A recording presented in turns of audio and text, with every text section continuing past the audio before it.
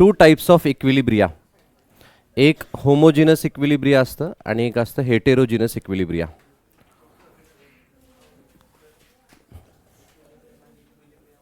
एकच असतं.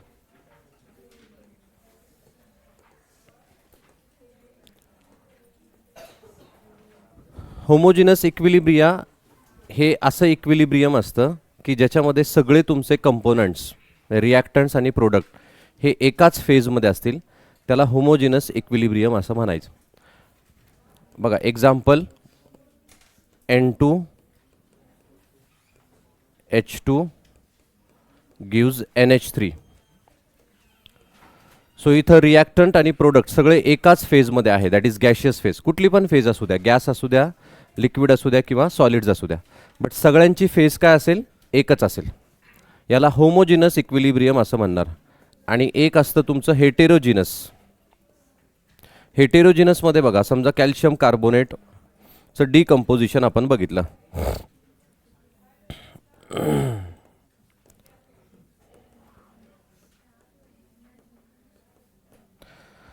तर याला हेटेरोजिनस इक्विलिब्रियम म्हणू. बघा कॅल्शियम कार्बोनेटचं डिकम्पोजिशन कॅल्शियम ऑक्साईड आणि CO2 देतो आपल्याला. हा सॉलिड आहे, हा सॉलिड आहे, CO2 गॅस रिलीज होतो. सो इथं दोघांचं स्टेट काय आहे, डिफरंट आहे, रिॲक्टंट आणि प्रोडक्ट्स. सो याला आपण म्हणणार हेटेरोजिनस equilibrium.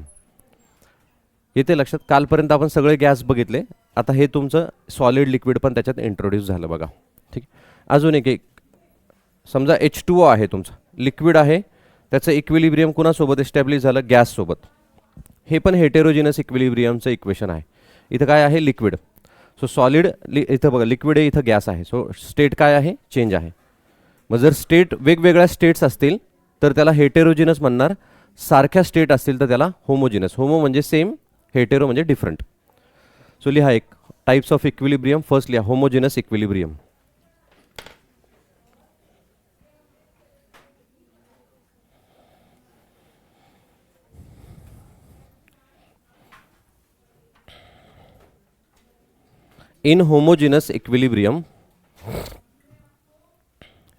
In homogeneous equilibrium,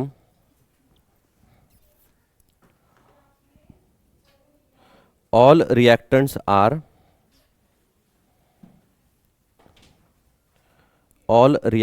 are in same phase.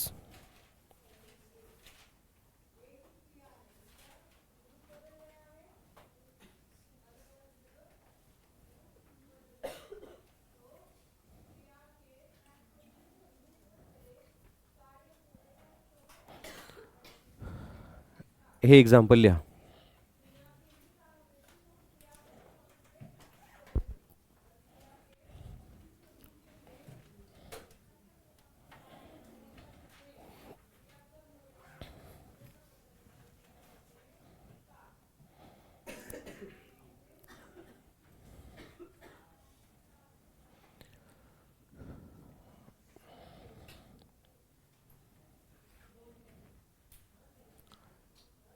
खाली लिहा हेटेरोजिनस equilibria.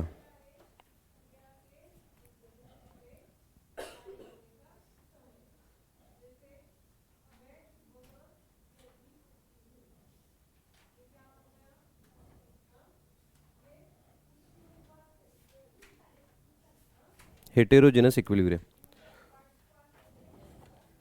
In this, reactants and products are in different phase.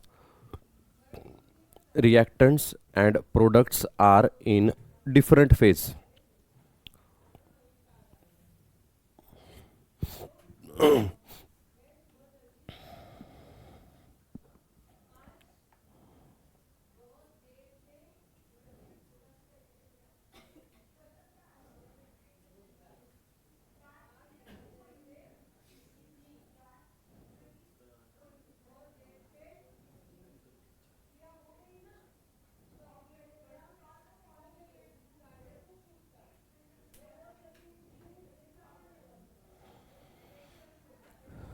हे एक्झाम्पल लिहा.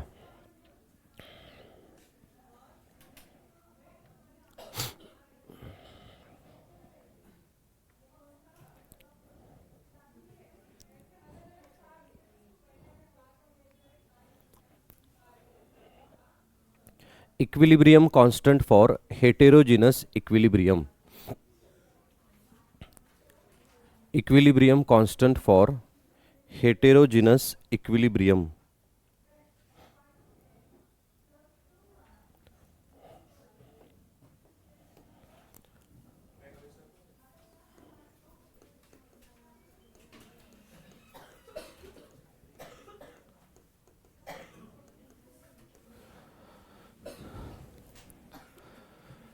बघा हे एक हेटेरोजिनस इक्विलिब्रियम आहे. इथेनॉल लिक्विड आहे, गॅस झाला आहे, इव्हॅपोरेशन झालं आहे. याचा केसी काय येईल? Concentration of product divided by concentration of reactant.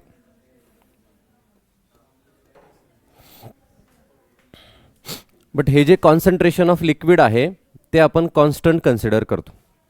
का कॉन्स्टंट कन्सिडर करतो? कारण इक्विलिब्रियम आपण डिफाईन करतो ॲट कॉन्स्टंट टेम्परेचर. सो एका पर्टिक्युलर टेम्परेचरला लिक्विडची डेन्सिटी ही आहे कॉन्स्टंट. सो लिक्विडचं व्हॉल्यूम ॲज सच असा चेंज होत नाही. समजा तुम्ही लिक्विड घेतलं ते लगेच इव्हॅपोरेट होऊन जाईल का? नाही. होईल का? नाही होणार. पाणी घ्या, लगेच इव्हॅपोरेट होऊन जाईल का? नाही होणार. सो एका पर्टिक्युलर टेम्परेचरला लिक्विडची डेन्सिटी ही चेंज होत नाही, म्हणून आपण त्याला ह्या लिक्विडच्या कॉन्सन्ट्रेशनला कॉन्स्टंट कन्सिडर करतो. म्हणजे काय? याला अदर वे आपण असं बघू शकतो की जेव्हा इक्विलिब्रियम अचीव होतं त्यावेळेस गॅस आणि लिक्विडच्या कंपेअरमध्ये लिक्विडचे मॉलिक्युल्स हे खूप जास्त असतात, गॅसचे मॉलिक्युल्स खूप कमी असतात. म्हणजे they are far apart from each other. But लिक्विडचे मॉलिक्युल्स एकमेकांच्या खूप जवळजवळ असतात. म्हणजे एक पर्टिक्युलर व्हॉल्यूम जर आपण कन्सिडर केला तर त्याच्यात लिक्विडचे मॉलिक्युल्स जास्त असतील आणि गॅसचे मॉलिक्युल्स काय असतील? कमी असतील. म्हणून गॅसमध्ये इक्विलिब्रियम अचीव होताना ते आपल्याला दिसतं, लिक्विडमध्ये अचीव होताना दिसणार नाही. म्हणजे ते ॲज सच प्रपोर्शनमध्ये जर नंबर ऑफ मॉलिक्युल्स कन्सिडर केलं तर. म्हणजेच आपण काय करतो? लिक्विडची जी डेन्सिटी आहे ती चेंज होत नाही, म्हणून त्याचं आपण कॉन्सन्ट्रेशन काय कन्सिडर करतो? कॉन्स्टंट कन्सिडर करतो. येते लक्षात? Concentration is related to what? Mass. Is directly related to mass. मग मास त्याचं चेंज होत आहे का? नाही चेंज होत लिक्विडचं. का चेंज होत नाही? कारण टेम्परेचरचा त्याच्यावरती इफेक्ट होतो. Mass is directly proportional to density. मग डेन्सिटी चेंज होते का त्याची? नाही. सो ॲज मास तेवढ्या प्रपोर्शनमध्ये, जेवढ्या प्रपोर्शनमध्ये गॅसचं चेंज होतं तेवढ्या प्रपोर्शनमध्ये चेंज होत नाही, म्हणून लिक्विडचं कॉन्सन्ट्रेशन आपण कॉन्स्टंट कन्सिडर करतो किंवा युनिटी कन्सिडर करतो. किती कन्सिडर करतो? युनिटी. युनिटी म्हणजे 1. मग KC इज इक्वल्स टू काय येईल? C2H5OH gas. लिक्विड किती आहे? 1 आहे, सोडून द्या. मग इक्विलिब्रियम एक्सप्रेशन्समध्ये जेव्हा लिक्विड असेल, प्युअर लिक्विड्स L दिलेला असेल तुम्हाला, तर त्याचं कॉन्सन्ट्रेशन काय कन्सिडर करायचं? 1 कन्सिडर करायचं. म्हणजे इक्विलिब्रियम एक्सप्रेशनमध्ये लिक्विड येईल का तुमचा? नाही. दिस इज फायनल इक्विलिब्रियम कॉन्स्टंटचं एक्सप्रेशन. सो ॲज सॉलिडच्या केसमध्ये पण तेच येईल. बघा आपण सॉलिडचं एक्झाम्पल कन्सिडर करू. Calcium carbonate gives CaO plus CO2. बघा हा एक सॉलिड आहे, हा फक्त गॅस आहे. मग याचं इक्विलिब्रियमचं एक्सप्रेशन काय येईल? KC is equals to concentration of product CO2 आणि CaO आणि CaCO3 आहे. CaO divided by CaCO3. But हे दोन्ही काय आहेत? सॉलिड. Again same explanation. सॉलिडची density is it does not depend, is directly not related to temperature. Temperature तुम्ही तेवढं अफेक्ट होते का तुमच्या डेन्सिटीवरती? नाही. लिक्विडपेक्षा सॉलिडचे कंपोनंट जास्त आहेत. मग सॉलिड चेंज होत आहे का तुमचा? नाही होत. म्हणून सॉलिडचं पण आपण किती कन्सिडर करणार? 1. मग तुम्हाला काय येईल KCचं एक्सप्रेशन ह्या इक्वेशनसाठी? तर concentration of CO2 only. This is final equation. मग जेव्हा प्युअर सॉलिड्स आणि प्युअर लिक्विड्स असेल तर त्यांचं कॉन्सन्ट्रेशन आपण किती कन्सिडर करतो? 1 कन्सिडर करतो. म्हणजेच सॉलिड आणि लिक्विड एक्सप्रेशन्समध्ये येणार का?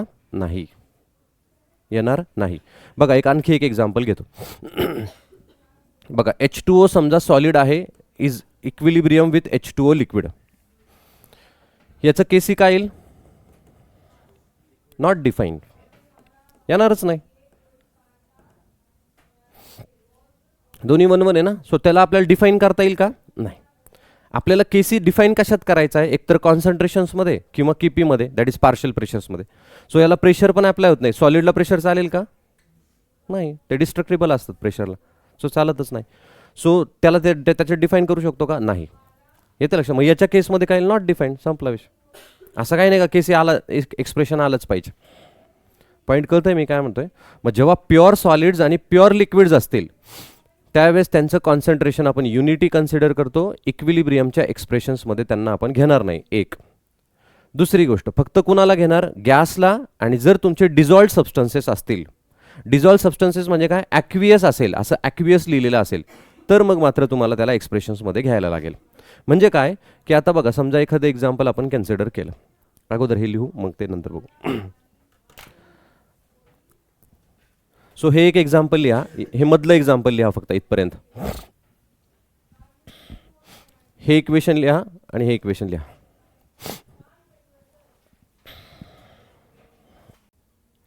At given temperature,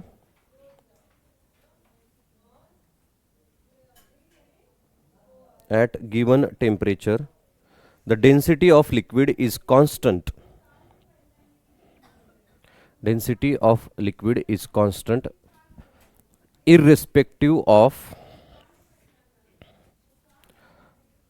the amount of liquid.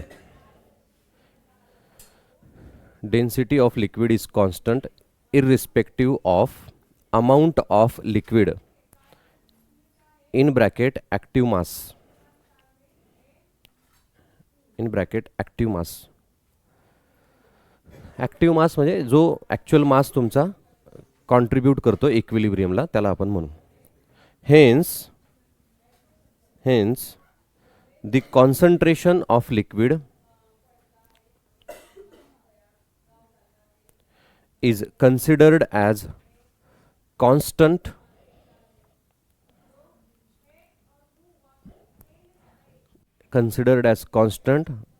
or taken as unity, therefore the equilibrium expression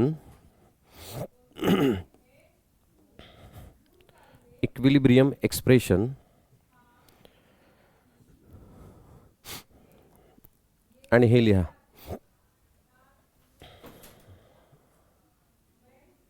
हे इक्वेशन लिहा.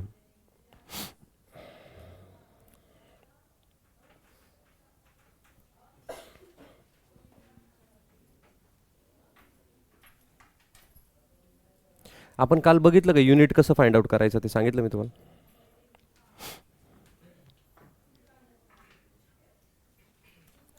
सेकंड एक्झाम्पल लिहा हे वाला.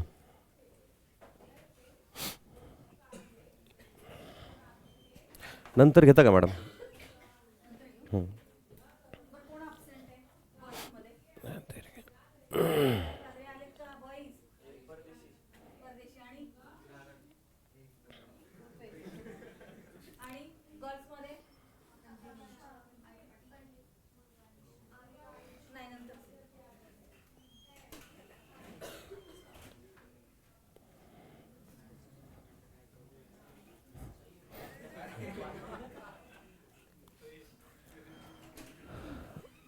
हे लिहिलंय का?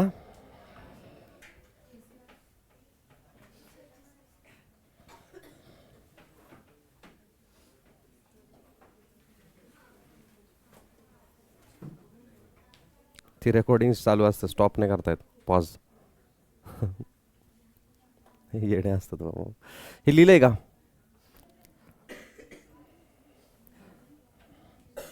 खाली या फॉर प्युअर सॉलिड. हे फक्त इथपर्यंत लिहा का? लिहिलं सगळंच? Very good. खाली लिहा. चला. Concentration of pure solids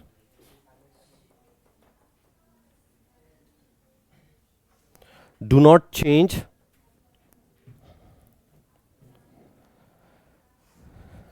change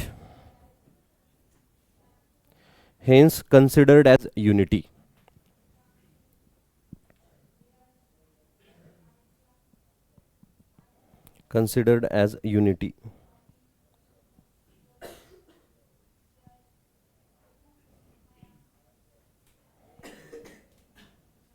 आणि हे कंप्लीट नसेल केलं तर कंप्लीट करा.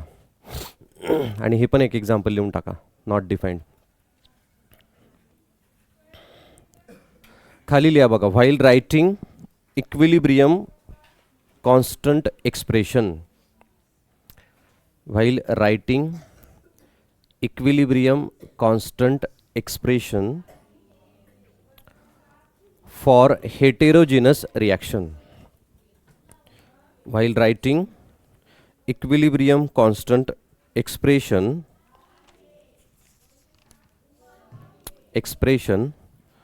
for heterogeneous reaction,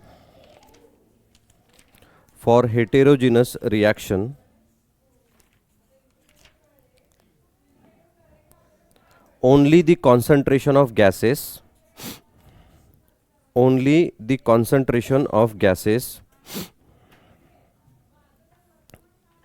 and dissolved substance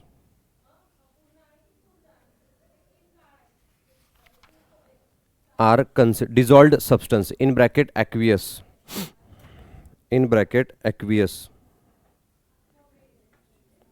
are considered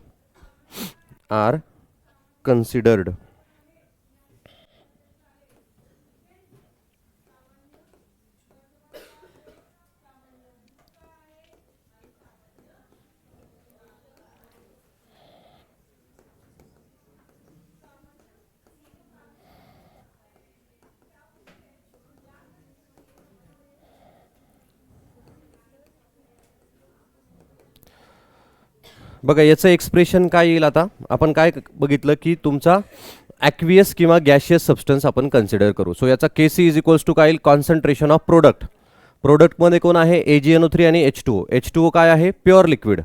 so याला कन्सिडर करणार का आपण नाही. मग फक्त कोण येईल तुमचा AgNO3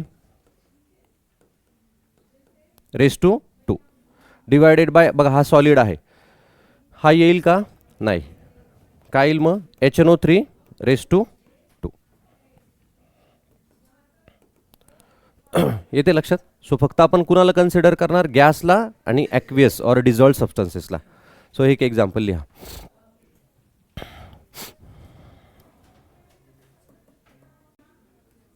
युनिट ऑफ KC.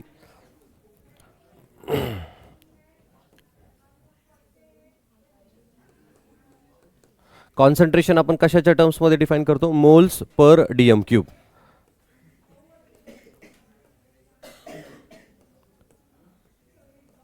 बघा हा फॉर्म्युला आहे त्याचं युनिट फाइंड आउट करायचं.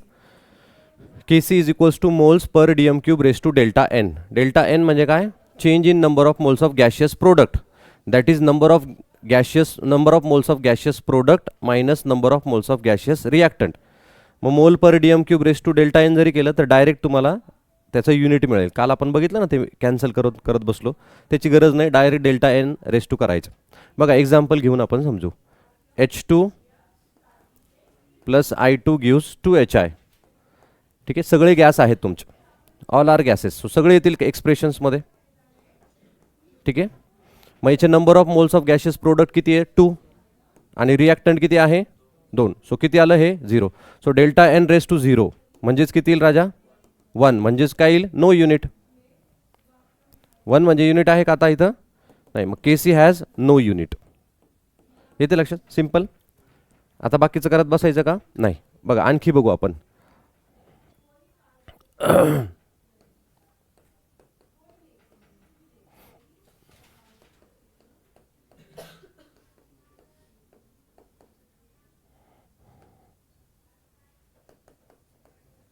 बघा असं एक इक्विलिब्रियम आहे सगळे गॅस नाही परत याचे 2 येतील 0 येईल. N2च दाखवतो. बघा काय येईल याचं 2 - 4. 2 - 4 इज -2 बरोबर की नाही. हे किती नंबर ऑफ मोल्स आहे 2 हे किती आहेत 4. सो 2 - 4 -2. सो -2 ने मल्टिप्लाय करा फक्त याला. मग mole raise to -2 DM raise to -6. हां sorry DM raise to 6 simple येईल तुम्हाला हे. मग आता युनिट फाइंड आउट करायला सगळं लिहित नाही बसायचं. हा फॉर्म्युला लिहा. बघा हे दोन एक्झाम्पल लिहायचे लिहा.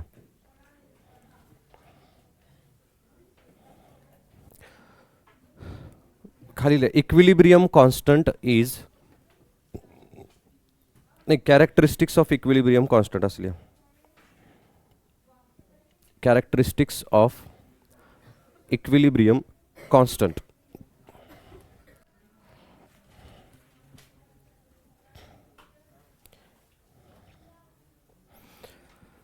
फर्स्ट लिहा equilibrium constant depends on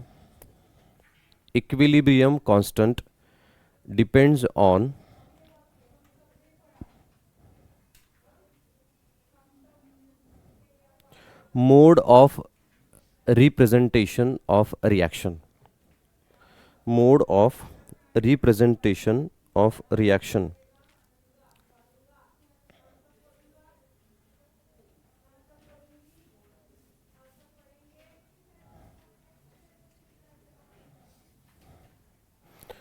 Mode of reaction, representation of reaction. So जशी तुम्ही रिॲक्शन रिप्रेझेंट कराल तसा इक्विलिब्रियम कॉन्स्टंटचं एक्सप्रेशन चेंज होईल.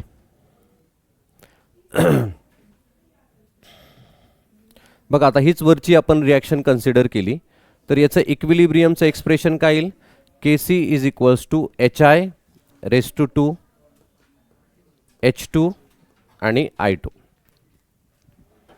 आता ही रिॲक्शन मी दुसऱ्या वेनं लिहितो. बघा रिॲक्शन तीच आहे H2 plus I2 gives 2HI. समजा मी रिॲक्शन लिहिली 4H2 plus 4I2 gives 8HI. ठीक आहे. तर याचं Kc काय येईल HI raise to 8 H2 raise to 4 आणि I2 raise to 4. So change झालं इक्विलिब्रियमचं एक्सप्रेशन. रिव्हर्स लिहिलं मी. समजा मी असं लिहिलं मला असं लिहायचं आहे त्याला H2 प्लस I2. याचं Kc काय येईल H2 raise to half I2 raise to half HI. So जशी तुम्ही रिॲक्शन लिहाल तसं इक्विलिब्रियम कॉन्स्टंटचं एक्सप्रेशन येईल.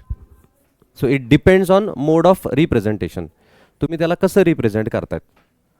फक्त आता असं नका करू H2 gives HI plus I2. इतकं पण चेंज नाही करायचं. रिॲक्शन आहे तशीच. ठीक आहे. म्हणजे H2 आणि I2 रिॲक्ट होऊन तुम्हाला HI देत आहेत. कळतंय ना मी काय म्हणतो. मग तुम्ही रिॲक्शनला कसंही लिहा तसं तुमचं एक्सप्रेशन चेंज होईल. ठीक आहे. लिहा 1 2 3 एक्झाम्पल्स.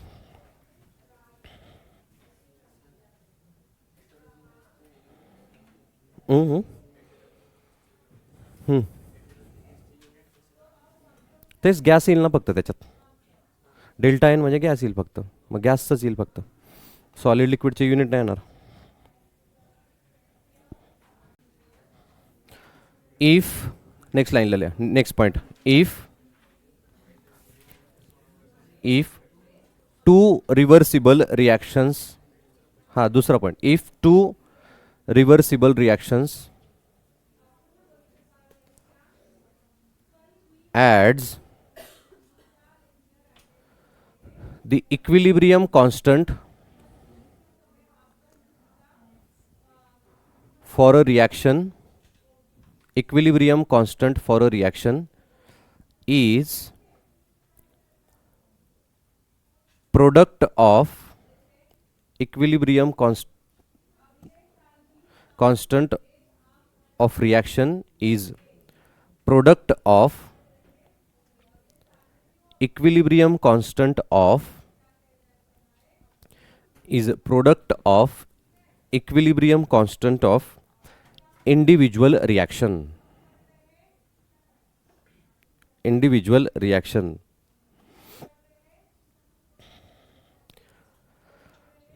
Individual reaction. लिहिलं का सगळ्यांनी. बघा हे 2 रिॲक्शन्स आहेत AC आणि BD. दोन्ही रिव्हर्सिबल आहे. याचं एक एक्सप्रेशन येईल K1. ठीक आहे. काय एक्सप्रेशन येईल याचं. सगळे गॅस आहे असं कन्सिडर करा. Concentration of C divided by A.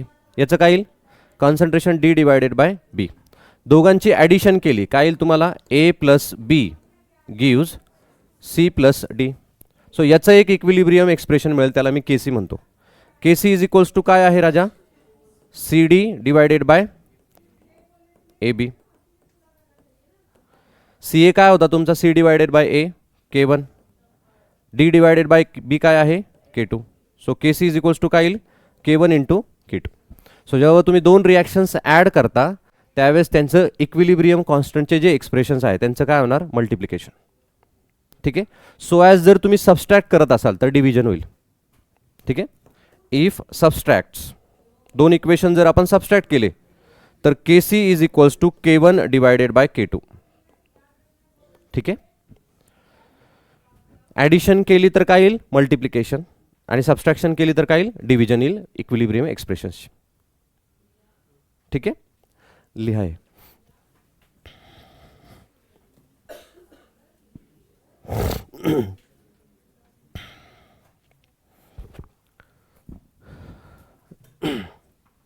Done. आता आपण काही वेगवेगळे एक्झाम्पल्स घेऊ, मग त्याच्यावरनं आपल्याला लक्षात येईल की के सी आणि हे कसं फाइंड आउट करायचं, यांचं काय काय रिलेशन्स आहे. हे कळालं सगळ्यांना? हे कळालं. बघा आता याच्या बेसवरती एक आपण न्यूमरिकल घेऊ.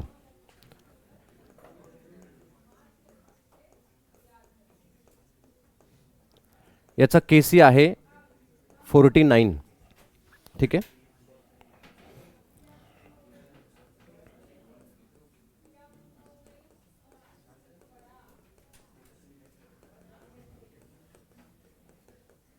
याचा के सी तुम्हाला फाइंड आउट करायचा आहे. कसं करणार? लॉजिकली विचार करा. बघा हे गिवन आहे तुम्हाला आणि हे आहे टू फाइंड. तुम्हाला ह्या रिॲक्शनचं के सी दिला आहे आणि याचं तुम्हाला फाइंड आउट करायचं. बघा मी ऑप्शन्स देतो. A49, B 1/49, C 1/7 आणि D 7 असे काहीतरी ऑप्शन्स आहेत. काही लॉजिक आहे एखाद्याचं सांगा.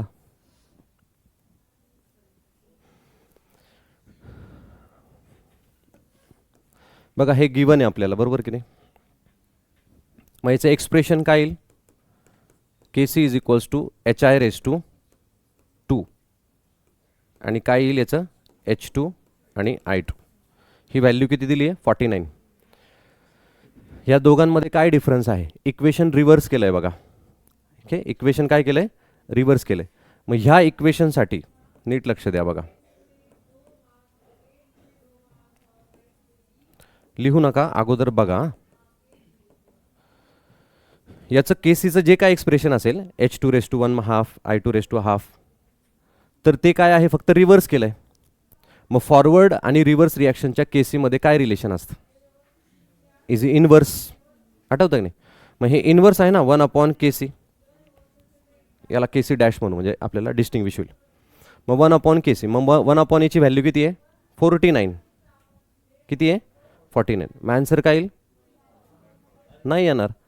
1/49 झालं इथपर्यंत. बट हे 2HI आहे ना. हे किती HI साठी घेतलं आहे? 1. म्हणजे तुमचा हाफ केला आहे, म्हणजे याचा स्क्वेअर रूट येणार आहे ना हा.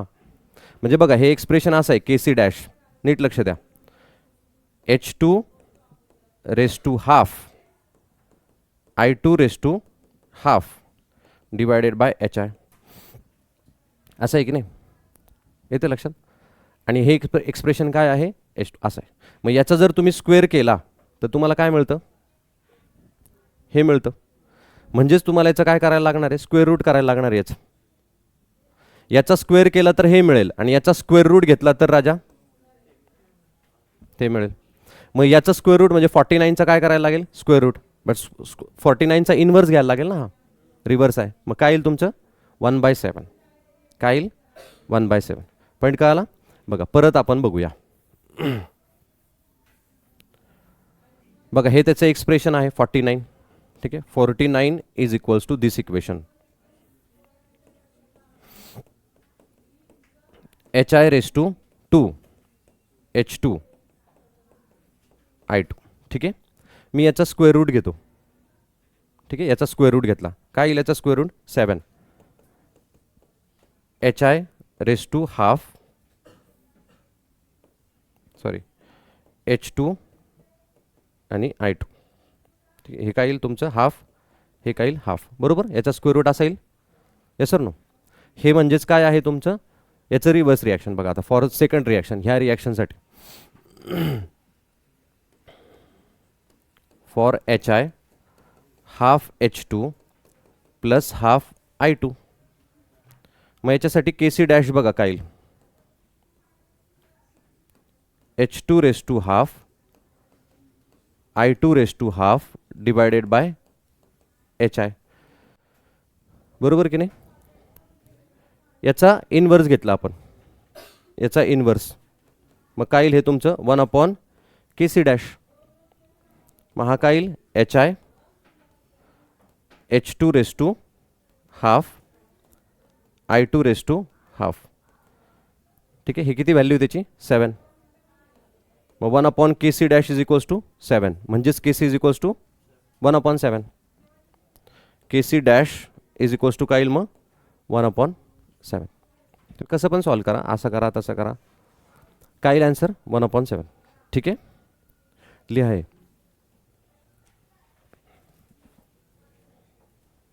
म्हणजे याला खरं तर तसं सॉल्व करायची गरज नाही, ते बघूनच आपल्याला कळतं की इनवर्स आहे आणि त्याचा हाफ केला आहे फक्त.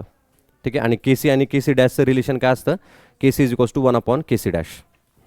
मग हे असंच आहे तुमचं, KC is equals to 1/kc dash. मग हे 49 is equals to 1/kc dash. So KC dash is equals to 1/49. But relation काय आहे, स्क्वेअर रूट आहे, स्क्वेअर रूट घ्यायला लागेल फक्त. हे चला एक प्रॉब्लेम घ्या आता. हे लिहिलं का, 2 gram of H2, 2 gram of H2, 25 gram 25.4, 2 gram H2, 25.4 gram I2, and 25.4 gram I2 and 25.6 gram, नाही 6 नाही थांबा, हां ठीक आहे, 25.6 ग्रॅम HI at equilibrium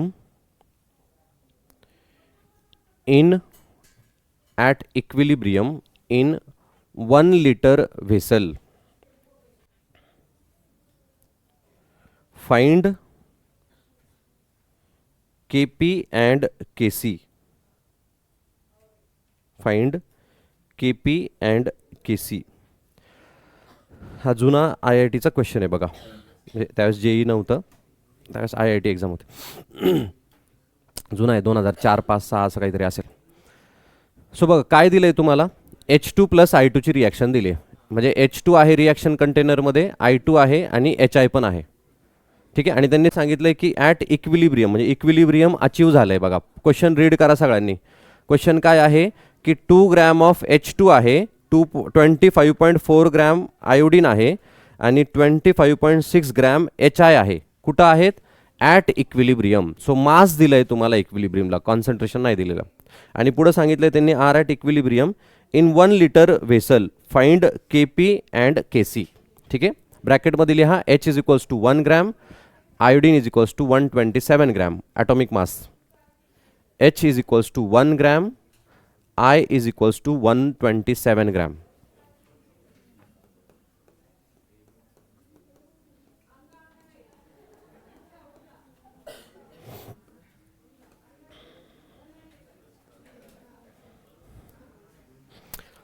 आणि पुढं काय आहे, फाइंड KP, अच्छा दिलंच नाही अजून, in 1 litre vessel, find KP and KC. पुढे लिहा फाइंड, अरे 1 लिटर वेसल लिहिलं की नाही, पुढे लिहा ना फाइंड KP अँड KC. लिहिलंय तू का लिहिलं रे मग. सो KP आणि KC फाइंड आउट करायचं आहे आपल्याला. सो बघा याचं KCचं एक्सप्रेशन काय आहे, सो बघा KCचं एक्सप्रेशन काय आहे, HI रेस टू 2 H2 आणि I2. So KC is equals to HI raise to 2 येईल divided by H2 into I2. आपल्याकडं कॉन्सन्ट्रेशन्स आहेत का, नाही. आपल्याकडं मास दिलाय आणि इक्विलिब्रियम अचीव झालंय. सो ॲट इक्विलिब्रियम, बघा मी काय लिहितोय बघा, ॲट इक्विलिब्रियम, इक्विलिब्रियमला यांचे मासेस बघा किती आहेत. याचा किती दिलाय 2 ग्रॅम, हा किती दिलाय रे 20.4 आणि हा किती आहे. इथं थोडीशी व्हॅल्यू चेंज होईल थोड्या वेळानंतर असं वाटतंय मला, कारण मी तो बनवून दिलाय प्रॉब्लेम थोडासा. ठीक आहे, कळालं हे. अरे हो का नाही? हां, व्हेरी गुड. हे ॲट इक्विलिब्रियमला आहे आपल्याकडं. ठीक आहे. मग आपल्याकडे इक्विलिब्रियमचं मास आहे, कॉन्सन्ट्रेशन आपल्याला काढायचं. कॉन्सन्ट्रेशनचा फॉर्म्युला काय आहे राजा सांगा? हे विसरायचं नाही, लक्षात घ्या. कॉन्सन्ट्रेशनचा formula number of moles divided by volume. So N divided by V. मग मला अगोदर काय करायला लागेल? व्हॉल्यूम माझ्याकडे आहे बघा, किती लिटर आहे? 1 लिटर. प्रॉब्लेममध्ये दिलाय मला. सो व्हॉल्यूम आहे, एन आहे का माझ्याकडं? नाही. मग number of moles find out करा. मग नंबर ऑफ मोल्सचा फॉर्म्युला काय आहे? Given mass upon molecular mass. मग गिवन मास किती आहे? 2 ग्रॅम. आणि H2चं मोलार मास किती आहे? 1. एका हायड्रोजनचं 1 ग्रॅम. सो H2चं किती येईल? 2 ग्रॅम.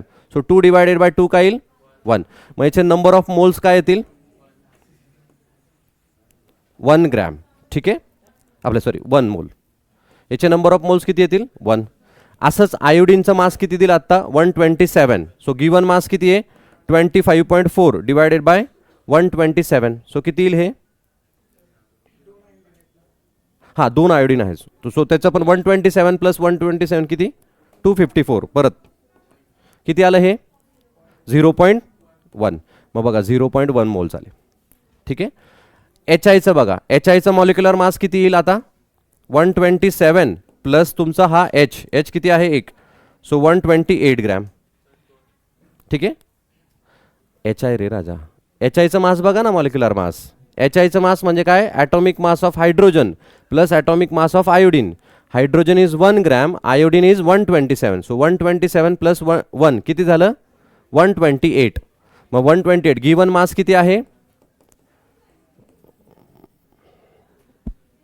हां, बरोबर येत आहे ना? 0.2. चेंज नाही करायला लागलं म्हणजे 0.2 ग्रॅम. कळालं हे? सॉरी 0.2 ग्रॅमच म्हणतो, 0.2 मोल. सो नंबर ऑफ मोल्स आले. ठीक आहे. कॉन्सन्ट्रेशन काढा ॲट इक्विलिब्रियम.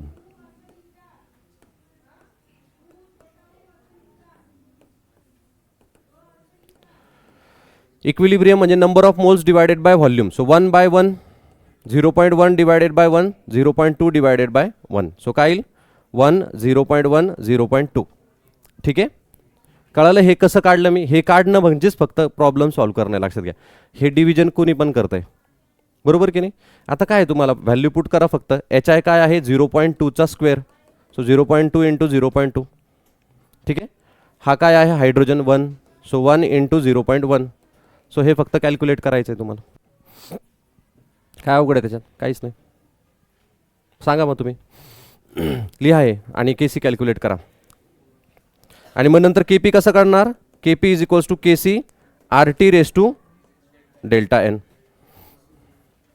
मग डेल्टा एन बघा याचा काय आहे, आणि मग के पी के सी करा काय जे असेल ते. मग व्हॅल्यू बघा काय येईल त्याची. So K C is equals to किती? 0. आणि K P is equals to 0.4. So K P is equals to K C. R T काय येईल? R T raise to delta N काय येईल? 0. So 0 R T raise to 0 is 1. So K P is equals to K C. म्हणजे K सीची value तीच काय आहे? के पीची value. के पीची value किती येईल मग? 0.4. मग आन्सर येईल 0.4, 0.4. म्हणजे ऑप्शन्स होते 0.4, 0.8, 0.8, 0.4, 0.4, 0.4, 0.8, 0.8. So 0.4, 0.4.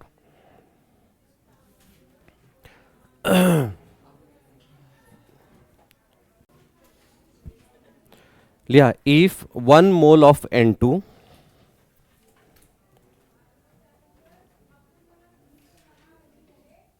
if 1 mole of N2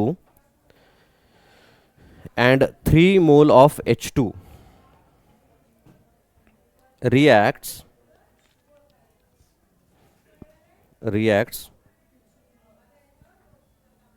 in 4 liter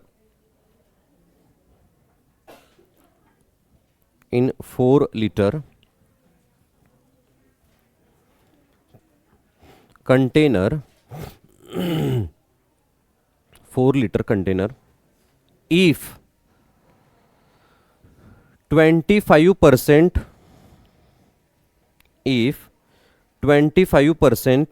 of N2 if 25% N2 is converts to NH3 is converts H2NH3 find Kc.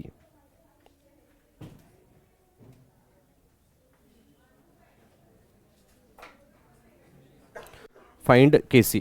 ठीक आहे, ऑप्शन्स घ्या, ऑप्शन्स.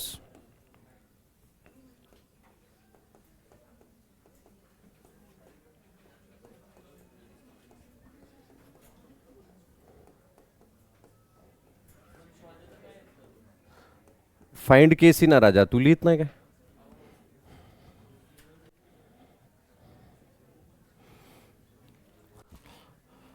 हे 2⁻⁷ आहे. म्हणजे बघा, पूर्ण सॉल्व नाही करायचं आपल्याला प्रॉब्लेम, थोडंपर्यंत न्यायचं, इथपर्यंत न्यायचं. लिहिले ऑप्शन्स. हा पण जेईचा क्वेश्चन आहे. लिहिले ऑप्शन्स, लिहिले का? कोण नाही लिहिले? तिचं बघून लिह. तिने नाही लिहिले का? हिचं बघून लिह.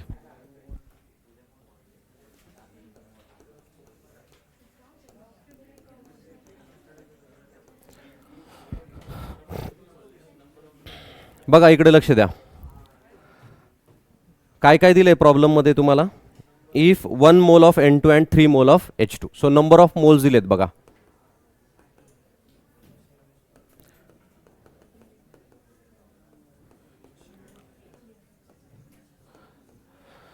बघा तुम्हाला इनिशियल नंबर ऑफ मोल्स दिले, इथं ॲट इक्विलिब्रियम नाही. मागच्या प्रॉब्लेममध्ये तुम्हाला ॲट इक्विलिब्रियम सांगितलं होतं त्यांनी, आत्ता इक्विलिब्रियम नाही. आता रिॲक्शनची सुरुवात तुम्ही केली आहे फक्त. मग सुरुवात जेव्हा करताय तर त्याला आपण काय म्हणणार, इनिशियल नंबर ऑफ मोल्स. मग N2 किती मोल्स दिले राजा? 1. H2 किती मोल्स दिले? 3. NH3 किती दिलेत? नाही दिले. मग इनिशियली रिॲक्शनमध्ये कोण आहे? फक्त N2 आणि H2. म्हणजे रिॲक्शन सुरू झाली आहे का अजून? नाही. मग NH3 किती असेल? 0. कळलं हे? NH3 0 का आला? रिॲक्शन अजून स्टार्ट नाही झाली, कारण रिॲक्शन काय आहे? इनिशियल स्टेजला आहे. At equilibrium. So moles at equilibrium काय होत आहे ते आपल्याला बघू. आपल्याला बेसिकली काय फाइंड आउट करायचं, म्हणजे हे आपण असं का करतोय ते पहिले अगोदर समजून घ्या. आपल्याला Kc फाइंड आउट करायचा आहे. त्यांनी आपल्याला काय फाइंड आउट करायला लावला? Kc. मग Kc साठी काय आहे? NH3⁻², N2 आणि H2⁻3. आपल्याला हे फाइंड आउट करायचं आहे, म्हणजेच कॉन्सन्ट्रेशन्स फाइंड आउट करायचे. मग कॉन्सन्ट्रेशन्स आहेत का आपल्याकडं? नाही. That is concentrations at equilibrium. ते आपल्याकडं नाही आहे, म्हणून हे सगळं आपण करतोय. मग मोल्स मला दिलेत त्यांनी. सो मोल्स मला दिलेत बघा, 1, 3 आणि 0. इनिशियल दिले, इक्विलिब्रियम दिले का? नाही. बट त्यांनी काय सांगितलंय की if 25% of N2 converts to NH3, म्हणजे इक्विलिब्रियमला 25 N2 तुमचा NH3 मध्ये कन्वर्ट होतोय. 25%, सॉरी. ठीक आहे, किती पर्सेंट कन्वर्ट होतोय? 25%. मग मला सांगा, 1 मॉल्स तुम्ही घेतलाय तर त्याचा 25% कन्वर्ट होतोय फक्त. मग उरला किती इक्विलिब्रियमला? किती उरला? 75%. मग एकाचं 75% म्हणजे किती? 0.75. Very good. किती येईल? 0.7. म्हणजेच याचा 1 मोलचा 25% म्हणजे किती रिॲक्ट झाला? फक्त 25. 0.25. म्हणून 1 - 0.25 असं लिहिलं मी. 1 - 0.25 म्हणजे काय? की 25% रिॲक्ट झाला, निघून गेला 1 मोलमधनं. बरोबर? म्हणजेच किती येईल राजा हे? 0.75. करेक्ट? मग आता नीट लक्ष द्या बरं का हे. आता N2 तुमचा 0.75 राहिला, त्याच्यातला 25% निघून गेला. जेव्हा 1 N2 निघून जातो रिॲक्शनमधनं, त्यावेळेस तू किती H2 ला घेऊन जातो राजा? 3. ठीक आहे. जेव्हा 1 N2 निघून जातो त्यावेळेस तो किती H2 ला घेऊन जातो? 3. ठीक आहे. मग जेव्हा तो 0.25 N2 घेऊन जात असेल त्यावेळेस तो किती H2 ला घेऊन जाईल? किती H2 ला घेऊन जाईल? 0.75. अरे याचं 25% गेलं, म्हणजे याचं पण किती घ्यायला पाहिजे? 25%. मग 3चं 25% किती झालं? 0.75. पॉईंट करते. जर तुमचा 1 N2 रिॲक्ट होतोय ना, तर कंपल्सरी 3 H2 रिॲक्ट होणार म्हणजे होणार. बट इथं किती होत आहेत? फक्त 0.25 होत आहेत. मग H2 किती लागतील तुम्हाला? 0.75. समजा मी हे 100 मॉलिक्युल्स घेतले, तर हे किती लागतील तुम्हाला? 300. Very good. किती लागतील? 300. असं रिलेशन येते. पॉईंट करते. हे 100 मॉलिक्युल घेतले तर हे किती लागतील? 300. आणि हे किती मिळतील? 200. ही रिॲक्शनची स्टायशिओमेट्री लक्षात घ्या. पॉईंट कळतंय मी काय म्हणतोय? हे समजा मी 50 मॉलिक्युल्स घेतले तर हे किती मिळतील? लागतील 150. आणि हे किती मिळतील? 100. मग हे जर 25 लागत असतील तर हे किती लागतील? 75. म्हणजेच 0.75. मग 3 मधनं किती गेले तुमचे? 0.75. तेवढाच रिॲक्ट होतोय ना तुमचा, कन्वर्ट करतोय. मग किती? 3 - 2 0.2 सॉरी 0.75 किती येईल? 2. बोला ना. 25.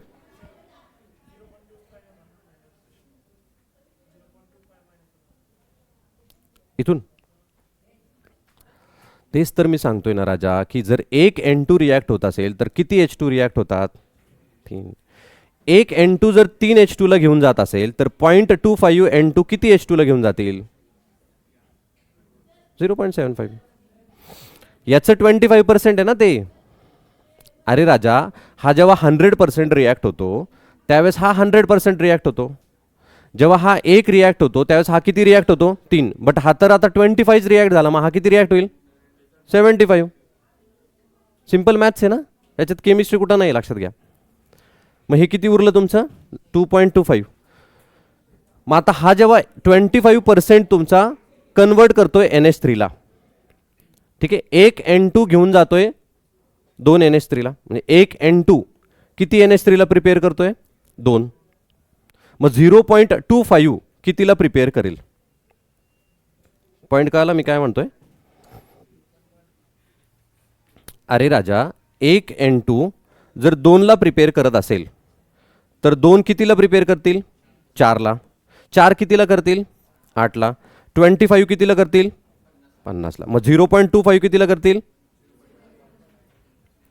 मग हे किती असेल? 0.5. पॉईंट कळाला? पॉईंट कळाला? मग हे मोल्स ॲट काय झाले तुमचे? इक्विलिब्रियम. बघा, तुम्हाला इक्विलिब्रियमचे मोल्स मिळाले. These are moles at equilibrium. पुढचा पॉईंट काय आहे? Concentration at equilibrium. कॉन्सन्ट्रेशन म्हणजे काय? Number of moles divided by volume. Volume किती दिला आहे? किती लिटर आहे? 4 लिटर. मग 0.75 divided by 4, 2.25 divided by 4, 0.5 divided by 4. ठीक आहे, या व्हॅल्यूज फक्त पुट करा. हे सॉल्व करून करा किंवा कसंही करा, पुट करून करा. करा.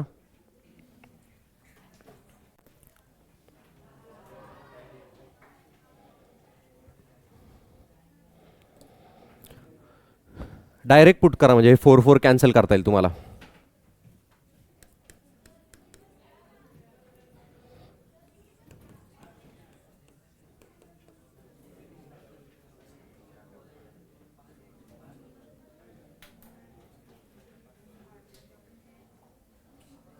ऑप्शन्सच्या फॉर्ममध्ये आन्सर काढा. आपल्याला जे ऑप्शन्स दिलेत ABCD त्याच्या फॉर्ममध्ये आन्सर काढा. मॅथमॅटिकल स्किल वापरा तुमचं.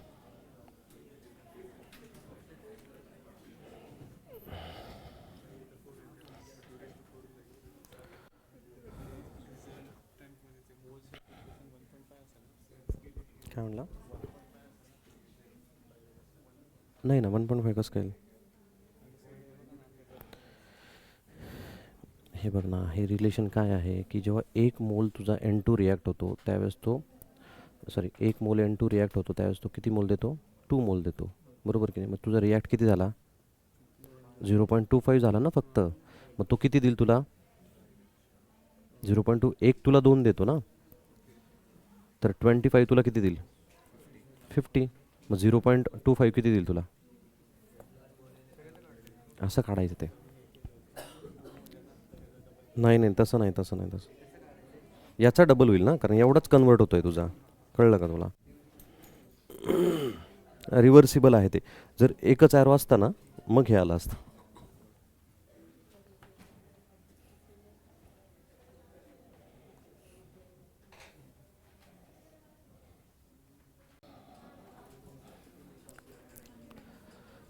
चला एक प्रॉब्लेम घ्या पुढचा, last. If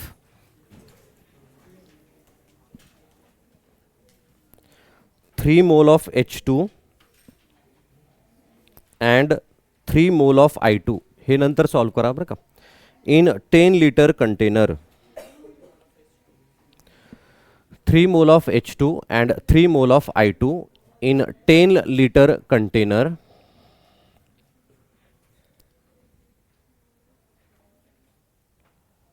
reacts to form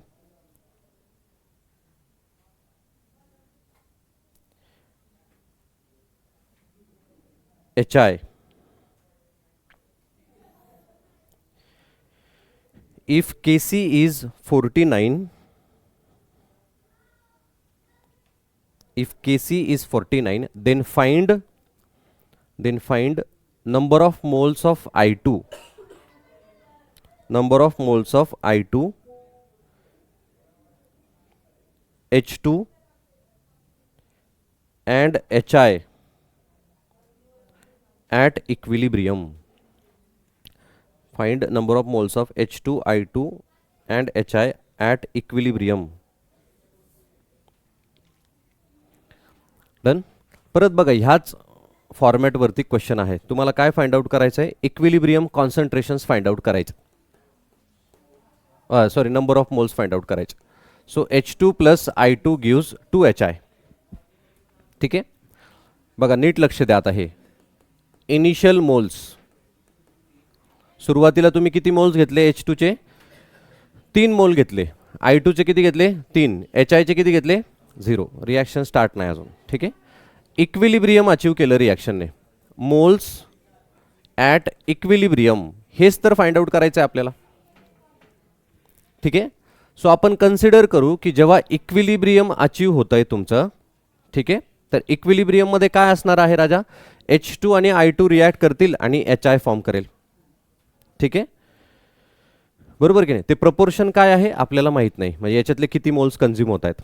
म्हणजे H2 काहीतरी कन्झ्युम करणार ना, 3 पैकी काहीतरी खाऊन घेणार आणि तो HI फॉर्म करणार. क्लिअर? I2 पण 3 मधले काही कमी करणार आणि HI फॉर्म करणार. असं नाही होणार ना, 3 3 आणि इथं 6 येईल, असं नाही होणार. मोल्स किती घेतले? 6 घेतले. पॉईंट कळतंय मी काय म्हणतोय? सो इनिशियली तुम्ही 3 मोल H2 घेतले, तर त्याचं कन्वर्जन काय होणार आहे? HI मध्ये होणार आहे. मग 3 पैकी काहीतरी HI मध्ये कन्वर्ट होतील. ठीक आहे. लेट अस कन्सिडर की X मोल्स तुमचे कन्झ्युम होत आहेत. किती मोल्स कन्झ्युम होत आहेत? X. मग जर X मोल H2 चे कन्झ्युम होत असतील इक्विलिब्रियमला, ठीक आहे, मग याचे उरणार किती? किती उरणार? 3 मायनस एक्स. Very good. किती उरणार? 3 मायनस एक्स. एक्स कन्झ्युम झाला ना, मग 3 पैकी समजा 1 कन्झ्युम होतोय असं कन्सिडर केलं तर किती उरणार? 2. इक्विलिब्रियम. मग मी एक्स म्हणतो त्याला. मग हा जर तुमचा एक्स मोल कन्झ्युम करत असेल H2, तर I2 किती करणार कन्झ्युम? एक्सच करणार, कारण दोघांचं रिलेशन काय आहे? 1:2. समजा फॉर एक्झाम्पल हे जर H2 प्लस 2I2 असतं तर किती कन्झ्युम झाले असते?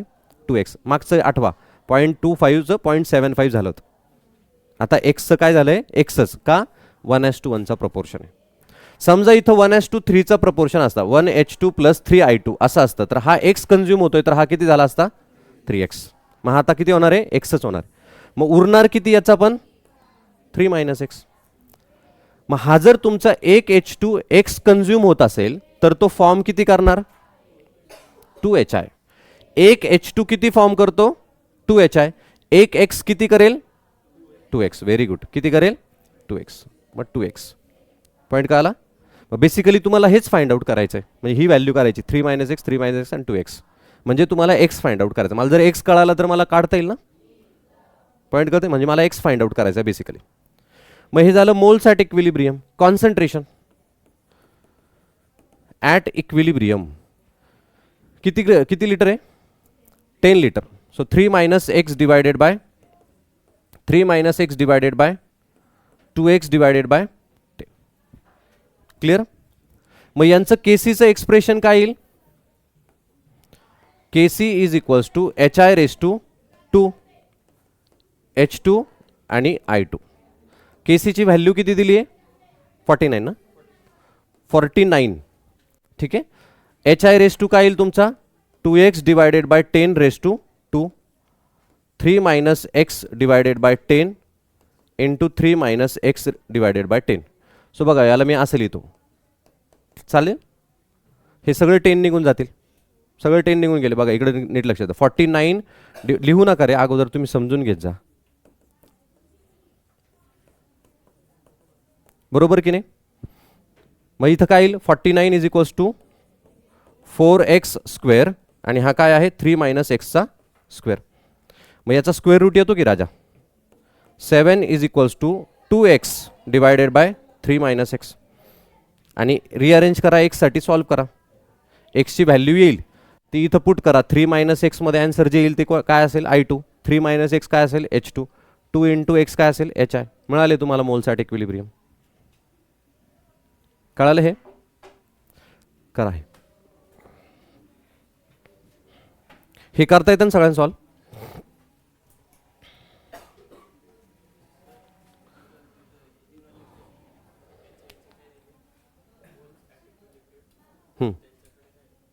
नाही मी असंच दिलंय ते, म्हणजे मी तयार केलं.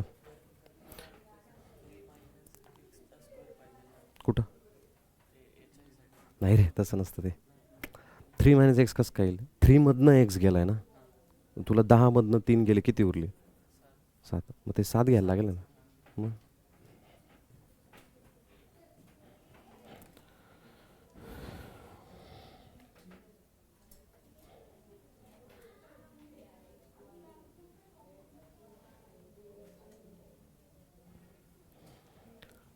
डन. आजच्यासाठी एवढे प्रॉब्लेम्स घेऊन, ठीक आहे. उद्या थोडी डिफिकल्टी वाढवू आपण.